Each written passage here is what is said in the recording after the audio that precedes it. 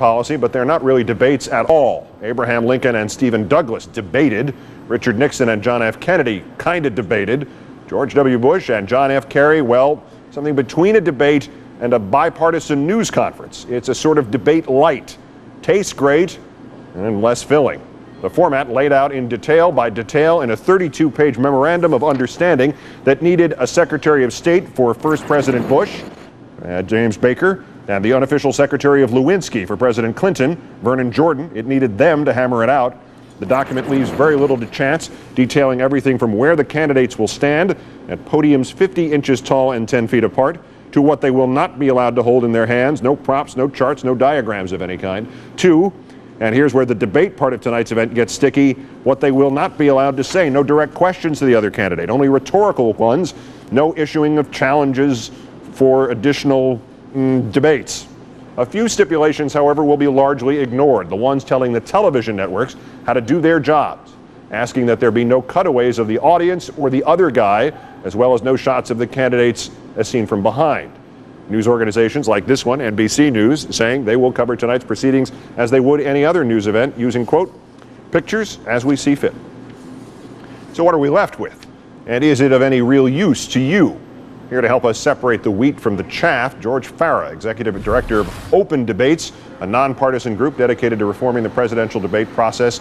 Also the author of No Debate, How the Two Major Parties Secretly Ruin the Presidential Debates. Mr. Farah, good evening. Good evening, Keith. CNN, ABC, we at NBC all making comments asserting the rights to call our own shots. Is that enough, or should TV have been doing more dissenting here? TV should be doing much more dissenting. It's a nice first step, but the TV networks are relying on the public airwaves, and it's incumbent upon them to be fighting on behalf of the public interest to give us an engaging and thoughtful and realistic debate.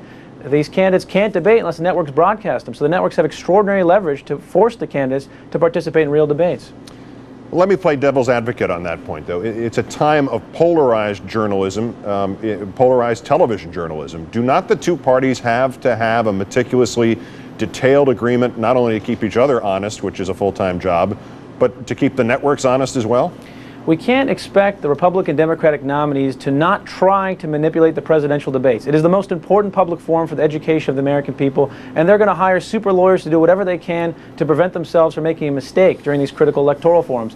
But it's incumbent on the sponsor, the Commission on Presidential Debates, to host and fight for engaging debates in conjunction with the networks. The Commission on Presidential Debates, however, was created by the Republican Democratic parties for the Republican Democratic parties. It seized control of the debates from the League of Women Voters, and that's why they're obediently implementing these ridiculous and anti-democratic contracts. The League of Women Voters used to have a stranglehold on this thing that nobody would ever dare protest or try to finagle away from, but they are, as you said, out of the picture and have been for 17 years. The campaigns are running the debate commission.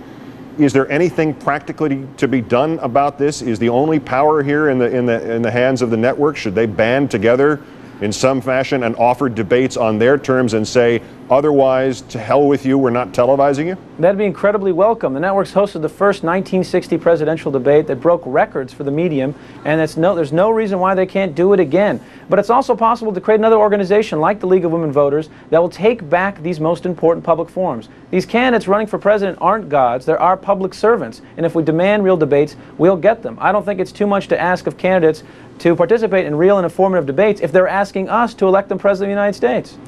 One last question about tonight, other than getting a round of applause from you and probably from me too. What would happen if John Kerry were to ask George Bush a question or a non-rhetorical question, or the other way around? I mean, do they turn the lights off in the gym and evacuate the audience? What happens?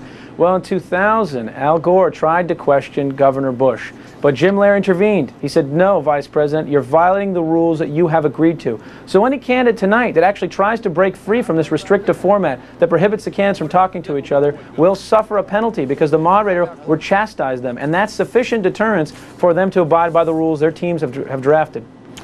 Well, might be worth it just to see both the question and the chastisement. George Farah, the Executive Director of Open Debates, many thanks for your time tonight, sir. Thank you, Keith.